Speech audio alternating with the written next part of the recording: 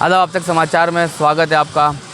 गुजरात में local body election की जो है डेट डिक्लेरेशन हो चुका है। 26 अप्रैल को जब चुनाव होने वाला है, इसके पहले आम जो AIMIM है उसके जो सुप्रीमो असदुद्दीन ओवैसी अहमदाबाद में मौजूद हुए। अहमदाबाद में उनकी सभाएं हुई। गुजरात भर से उनका डेलीगेशन पहुंचा। सूरत से हमारे साथ टीम पहुंची है जिनसे हम बात करेंगे। सूरत गुजरात का एक अहम हिस्सा है और सूरत जो है गुजरात की इकोनॉमी को जो है बढ़ावा देने के लिए एक बड़ा शहर माना जाता है। सूरत की सूरत अब तक बदली नहीं, क्योंकि मुसलमानों के वोटों का इस्तेमाल तो हुआ लेकिन मुस्लिमों के वोट का फ़ायदा जो है मुस्लिम समाज को नहीं पहुंचा। अब सूरत की सूरत बदलने के लिए अहमदाबाद जो है AIMIM के कैंडिडेट, AIMIM के डेलीगेशन के लोग हमारे साथ मौजूद है। हम उनसे सीधा बात करते हैं कि सूरत की सूरत किस तरह से बदली जाएगी। अब तक जो इन्होंने अपने जो है बल्दिया इलेक्शन में चुनाव में जब वोटिंग किया तो उसका उन्हें क्या फ़ायदा मिला। सर, कैसे देखते हैं सूरत की सूरत कब बदली जाएगी? सूरत वैसे गुजरात का एक अहम हिस्सा माना जाता है। अब तक सूरत में मुसलमानों का कोई जो है क़यादत पैदा नहीं हुई और मुसलमानों को कोई ऐसा हिस्सा नहीं मिला जिसमें सूरत का एक बड़ा रोल रहा हो। पहले तो मैं आपका बहुत शुक्रिया अदा करता हूं कि आपने मुझे इस न्यूज़ के माध्यम से बोलने का मौका दिया। और मैं सबसे पहले आपको ये बता देना चाहता हूं कि सूरत की सरजमीन के ऊपर ऑल इंडिया मजलिस इत्तेहादुल मुस्लिमीन ये पहली बार महानगर पालिका का, तालुका पंचायत, जिला पंचायत का इलेक्शन लड़ने जा रही है। मजलिस इत्तेहादुल मुस्लिमीन को गुजरात में आने 5 साल पूरे हो गए हैं, लेकिन जिस वक्त पे ये मजलिस इत्तेहादुल मुस्लिमीन गुजरात में आई थी, वक्त की कमी की वजह से सूरत को लड़ा नहीं गया था। लेकिन इस बार सूरत पूरी ताकत और मजबूती के साथ इलेक्शन लड़ने जा रही है। और सूरत के अंदर तकरीबन हम लोग 9 से 10 वार्ड के अंदर महानगर पालिका का इलेक्शन लड़ रहे हैं। तालुका पंचायत के अंदर 3 जगह के ऊपर लड़ा जा रहा है। नगर पालिका के अंदर 2 जगह पर लड़ा जा रहा है। टोटल मिलाकर तकरीबन हमारे पास वहाँ पे 60 से 65 उम्मीदवार मौजूद है और हम लोग वहाँ पे बड़ी मजबूती के साथ इलेक्शन लड़ने जा रहे हैं। अब रही बात आपने जो बताया कि माइनॉरिटीज़ के ताल्लुक से जो आपने सवाल किया था, तो एक लघुमती मोर्चा करके जो बनाया जाता है हर पार्टी के अंदर, जैसा हमारे अध्यक्ष सदर साहब ने भी और काफ़ी लोगों ने बात के ऊपर जोर किया यहाँ पे कि लघुमती मोर्चे से और उसके लेटर से तुम हालात को नहीं बदल सकते। आपको अगर हालात बदलना है तो मेन पावर में आने की ज़रूरत है और मेन पावर अभी ऑल इंडिया मजलिस इत्तेहादुल मुस्लिमीन के पास है।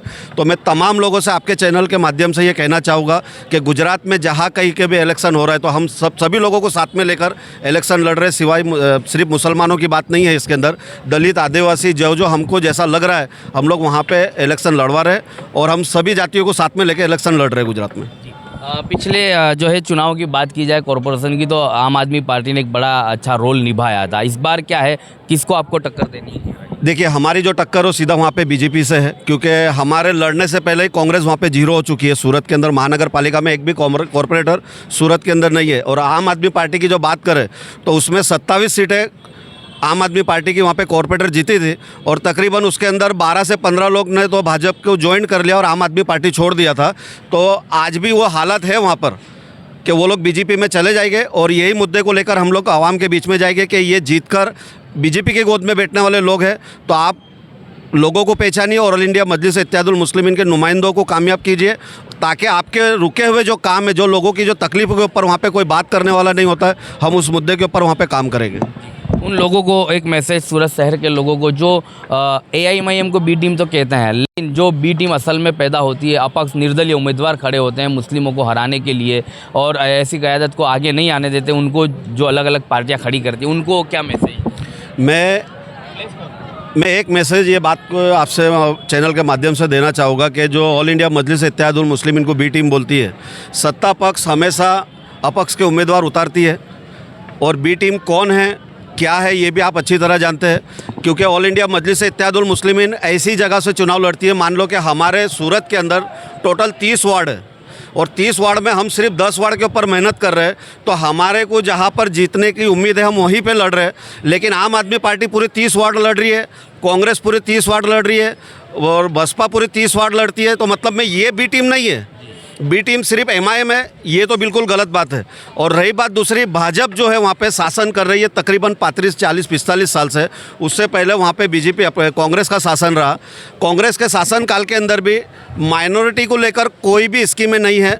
आज माइनॉरिटी सूरत के अंदर बिल्कुल बिखरा हुआ है, उसको कोई मतलब उनका पूछने वाला नहीं है। और रही बात भारतीय जनता पार्टी की, तो भारतीय जनता पार्टी ने रोड के नाम, एरियो के नाम, गलियों के नाम, यहाँ तक के जो मुग़ल सरा वहाँ पे बना हुआ है, जो बरसों से शारजाह के ज़माने का बना हुआ है, वो मुग़ल सरा का नाम बदल के श्री तापी भवन कर दिया गया है। उनको नाम बदलने के सिवा कुछ नहीं आता है। मैं आपके चैनल के माध्यम से ये लोगों को कहना चाहूँगा कि मजलिस इत्तेहादुल मुस्लिमीन वहाँ पर लड़ रही है इलेक्शन, और वो मुग़ल सरा का नाम फिर से मुग़ल सरा होगा, और वो मुग़ल सरा के अंदर यहाँ पर हम पूरा हरा करके छोड़ेंगे।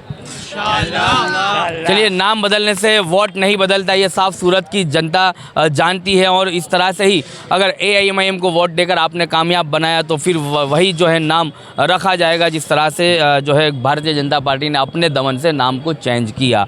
या मैं उस सूरत से एक महिला आई हैं जिनसे हम बात करते हैं कि जहाँ से हर्ष संघवी भी आते हैं, CR पाटिल भी आते हैं, और ऐसे लीडरों के बीच एक महिला को काम करना, गणेश पंडाल के अंदर जब दंगे होते हैं और उस महिला और ऐसे डेलीगेशन को उन मुस्लिमों के बीच में निकलना कितना मुश्किल होता है, इन तमाम मुद्दों पर हम बात करेंगे। क्योंकि आज इलेक्शन का समय है, ये पिछले दिनों के जो है पिछली बातों को लोग भूल चुके होंगे सूरत के लोग, लेकिन भूलना नहीं है, सूरत के लोगों को याद करना है गणेश पंडाल के समय पर किस तरह से सूरत की आवाम को प्रताड़ित किया था, निर्दोष लोगों को जेलों में बंद किया था। ये AIMIM का डेलीगेशन जानता है, सड़कों पर उतरा था, उनके लिए आवाज़ बना था। हम सीधा उन महिला से बात करते हैं कि सूरत से हम पहले बात करेंगे कि जब गणेश पंडाल में एक जो है पैदा किया था दंगा और जिस तरह से मुस्लिमों को प्रताड़ित किया था, आप कैसे उस बात को देखते हैं और बल्दिया इलेक्शन को कैसे? मैं आपके चेहरे सबसे पहले तो ये बता दूं कि वो जो वारदात वहाँ पे हुई थी, जो बनाव बना था पत्थर मार का, सबसे पहले AIMIM पार्टी ही वहाँ पे थी। और जो अपार्टमेंट में ये पत्थर मार का हादसा हुआ था, गेट खोल के जो पुलिस वाले पुलिस के रूप में अंदर जो घुसे थे, वहाँ के अपार्टमेंट का ये हाल था कि वहाँ के लेडीज़ से बाहर से ताला बंद करके अंदर रहती थी, कोई बाहर निकलता नहीं था। हमने जिस रात में ये काम हुआ, सुबह में दूसरी सुबह में साबिर भाई काबलीवाला साहब और सूरत के प्रमुख अब्दुल बशीर शेख साहब और हमारे MIM की पूरी टीम ने उस बिल्डिंग में गए, उन महिलाओं से मिला और उनको हौसला अफजाई करके उनको बाहर निकाला कि दब के बैठने वाला टाइम नहीं है। जब तक हम आगे नहीं आएंगे, सियासत में आगे नहीं बढ़ेंगे, हमारा हक नहीं मांगेंगे, हम इंसाफ नहीं मांगेंगे, हमें मांगने से मिलेगा, ऐसे नहीं मिलने वाला। जब जाके वो महिलाएं कलेक्टर ऑफिस तक के आई और उनका केस, जितने भी अंदर थे जो बेगुनाह थे वो बाहर आए। कैसे देखते हो इस बल्दिया इलेक्शन को? UCC भी है गुजरात में, महिलाओं के लिए एक बड़ा मुद्दा है, क्योंकि लिव इन रिलेशनशिप को बढ़ावा दिया जा रहा है और इस्लामिक हुकूक को यहाँ से जो है हटाया जा रहा है। चुनाव के अंदर क्या आपकी जो है मैनिफेस्टो रहेगा और UCC पर कैसे काम होगा? देखिए, UCC जो है वो इंसान का बनाया हुआ कानून है। हम इस काले कानून का पहले से विरोध करते आए हैं और आगे भी करते रहेंगे। हम इस्लामिक कानून को मानते हैं, हम संविधान को मानने वाले लोग हैं और संविधान में हमारे इस्लाम को सीना तान के चलने वाला, महिला हो, जेंट्स हो, चाहे हिजाब वाली हो, चाहे टीका वाली हो, चाहे साड़ी वाली हो, चाहे कैसी भी लेडीज़ हो और जेंट्स भी हो, टोपी वाला हो, चाहे दाढ़ी वाला हो, चाहे हमारा हिंदू भाई हो, सबको खुल के जीने की इजाज़त है। संविधान हमें हक दे रहा है और हम उसी से जिएंगे। बल्दिया इलेक्शन को कैसे देखते हो? महिलाओं के मुद्दे क्या रहेंगे? आपके माइनॉरिटी विस्तार के विकास के मुद्दे को कैसे आप लोग लड़ोगे? जी, सूरत में जो भी है मुद्दे वो हमारे प्रमुख श्री ने यहाँ बताया है, उसी मुद्दे को लेके हम 10 वार्ड से इलेक्शन लड़ने वाले हैं। 10 वार्ड में हमारे 40 उम्मीदवार रहेंगे, जिसमें से बराबरी की हिस्सेदारी महिलाओं की भी रहेंगी। महिलाओं को हिस्सा कैसे दिलाना है वो ऑल इंडिया मजलिस इत्तेहादुल मुस्लिमीन की पार्टी से पूछिए। जिस तरह मैं आज हिजाब की एक महिला स्टेज पर खड़ी होकर आपके चैनल के माध्यम से स्पीच दे रही हूँ, मैं ऐसा ही कोई कांग्रेस के मंच के ऊपर हिजाब की महिलाओं को बोलते हुए देख लीजिए, आम आदमी पार्टी की मंच के ऊपर कोई महिला को देख लीजिए। वहाँ की महिलाएं जो हमारी पार्टी के अंदर आ गई है, वो महिला खुद बोलती है कि आज तक हमारे हाथ में माइक नहीं दिए गया, आज तक हमको स्पीच के लिए आगे नहीं किया गया, तो आपकी आवाज़ों को दबाया जा रहा है। अब वक्त आया है आपको आगे आने के लिए, आपकी आवाज़ बुलंद करो। और हमको आवाज़ बुलंद करने के लिए बहुत बड़ा अच्छा और शेर मिला है, वो है बैरिस्टर असदुद्दीन ओवैसी साहब। आपके चैनल के माध्यम से फिर आखिरी बात बोलूँगी कि MIM को मजबूत करो और गली गली, घर घर, वार्ड वार्ड, हर जगह पतंग पतंग पतंग, बाकी सब खत्म करना है। पिछले चुनाव में जो है आप सूरत को कामयाबी नहीं मिली थी, इस चुनाव में कितनी कामयाबी मिल सकती है? क्या नहीं, पिछले चुनाव में सूरत के अंदर ऑल इंडिया मजलिस इत्तेहादुल मुस्लिमीन तो पहली मरतबा इलेक्शन लड़ रही है, ये फर्स्ट टाइम उसका है। हम लोगों ने वहाँ पे इससे पहले विधानसभा का चुनाव लड़ा और उसके बाद एक पेटा चुटनी लड़ी गई है। और अल्हम्दुलिल्लाह जब विधानसभा का चुनाव था तो हमने 2 वार्ड से 2 विधानसभा से वहाँ से इलेक्शन लड़ा था और हमने वहाँ पे तीसरे चौथे नंबर के ऊपर हम लोग आए थे। लेकिन जब पेटा चुटनी हुई तो हम लोग ने आम आदमी को तो हमने जवाब दे दिया अल्हम्दुलिल्लाह, और आम आदमी हमारे से नीचे चले गई थी। और इस बार भी हम लोग अच्छी तादाद में वहाँ पे जीतेंगे और जो दूसरे भी कैंडिडेट रहेंगे वो टक्कर देंगे बिल्कुल बीजेपी को, और वहाँ पे कांग्रेस की तो कोई हालत है ही नहीं।